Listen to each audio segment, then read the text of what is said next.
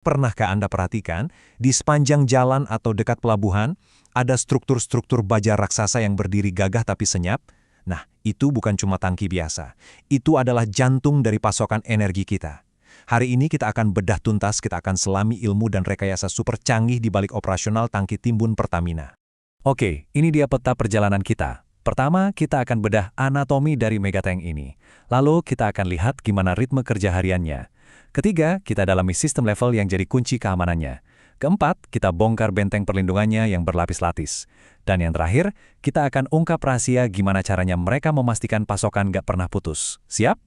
Jadi, buang jauh-jauh bayangan tentang drum minyak raksasa. Yang kita lihat ini adalah sebuah sistem, sebuah mesin presisi yang dirancang untuk dua hal, skala yang masif dan keamanan yang mutlak. Inilah infrastruktur vital yang bekerja 24 jam sehari, 7 hari seminggu untuk memastikan bahan bakar selalu tersedia. Baik, mari kita mulai dari bagian luarnya dulu, dari fisiknya.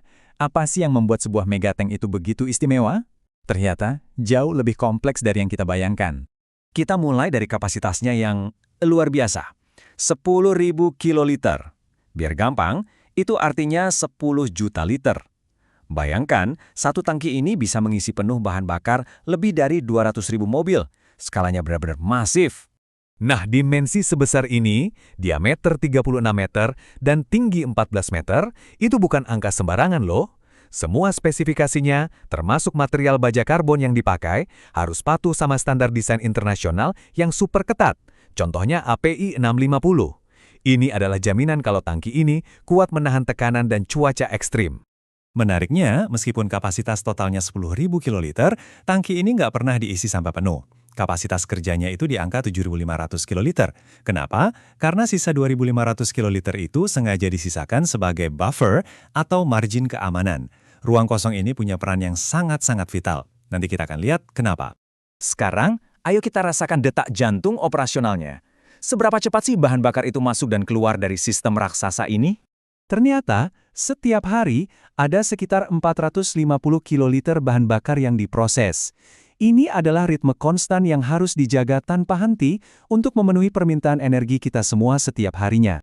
Artinya begini, seluruh isi tangki ini berganti total hampir 22 kali dalam setahun. Jadi, bahan bakar itu hanya menginap di dalam tangki selama sekitar 2 mingguan. Kenapa harus secepat itu? Tujuannya adalah untuk menjaga kualitas bahan bakar tetap prima dan mencegah terbentuknya endapan. Sistemnya harus sangat dinamis. Oke, terus gimana cara mereka mengelola level cairan di dalamnya? Anggap saja ini seperti melihat pengukur bensin di mobil kita, tapi dalam skala yang epik. Di sini setiap level, setiap garis punya arti dan fungsi yang sangat krusial. Nah, ini dia penyangga keamanan pertama, ada di bagian paling atas. 10% dari volume total atau 1.000 kiloliter itu wajib dikosongkan. Ruang ini disebut freeboard. Fungsinya untuk antisipasi kalau bahan bakar memuai karena panas, jadi nggak akan luber.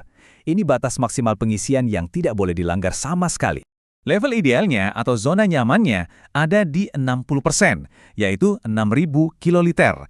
Inilah target operasional sehari-hari, di mana pasokan cukup untuk memenuhi permintaan tanpa ada stok yang berlebihan. Benar-benar titik yang paling efisien. Tapi, kalau levelnya turun sampai menyentuh 20%, sebuah alarm akan langsung berbunyi. Ini bukan berarti stok habis ya, tapi ini adalah sinyal peringatan dini. Tanda bagi operator untuk segera merencanakan pengisian ulang sebelum pasokan menipis dan jadi kritis. Dan di bagian paling dasar, ada 5% volume yang sama sekali tidak akan pernah disentuh. Namanya dead volume. Area ini adalah tempat sedimen, air, dan kotoran mengendap. Dengan tidak menyalurkannya, ini jadi jaminan bahwa bahan bakar yang sampai ke tangan kita semua selalu dalam kondisi bersih dan berkualitas tinggi. Manajemen level itu baru satu lapis keamanan. Sekarang, ayo kita lihat benteng perlindungan yang lebih luas, yang dirancang untuk menghadapi berbagai skenario terburuk yang mungkin terjadi.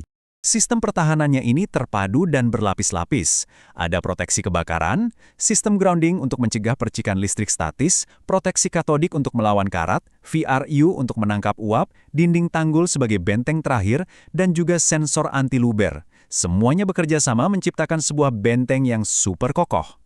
Nah, proteksi katodik ini konsepnya jenius banget. Sederhananya, sistem ini ngasih umpan berupa anoda korban. Jadi, korosi atau karat itu akan memakan si anoda ini, bukan dinding baja tangkinya. Ini ibaratnya seperti punya bodyguard pribadi yang rela mengorbankan diri demi melindungi si tangki. Kalau VRU atau unit pemulihan uap, ini punya dua fungsi penting sekaligus. Pertama, dia menangkap uap bensin supaya nggak mencemari udara. Kedua, uap yang ditangkap itu diproses lagi jadi cairan. Artinya, nggak ada produk yang terbuang sia-sia. Jadi ini bagus buat lingkungan, sekaligus efisien secara ekonomi. Oke, dengan semua sistem keamanan ini, tinggal satu pertanyaan terakhir yang paling penting. Gimana caranya memastikan tangki raksasa ini nggak pernah sampai kosong? Nah, sekarang kita masuk ke dunia logistiknya. Pertanyaannya sederhana tapi krusial. Gimana caranya Anda mengatur logistik supaya tangki sebesar 10 juta liter ini nggak pernah, sekali lagi, nggak pernah kehabisan stok? Jawabannya ada pada sebuah formula cerdas yang disebut reorder point atau titik pemesanan kembali. Gini cara kerjanya. Pertama, mereka tahu permintaan harian itu 450 kiloliter. Kedua, pengiriman baru butuh waktu 5 hari untuk tiba. Artinya, mereka butuh stok untuk 5 hari itu, yaitu 2.250 kiloliter. Lalu, ditambah stok pengaman 250 kiloliter, jadi totalnya 2.500 kiloliter. Artinya apa? Begitu level bahan bakar di tangki menyentuh angka 2.500 kiloliter, pesanan baru harus segera dibuat. Dan sistem ini punya zona kewaspadaan yang sangat jelas. Kalau level di atas 6.000 KL, statusnya aman. Begitu turun, masuk zona hati-hati. Nah, saat menyentuh zona peringatan di level 2.500 KL, saat itulah pesanan baru wajib dibuat. Kalau sampai amit-amit masuk zona kritis atau bahaya, prosedur darurat akan langsung diaktifkan.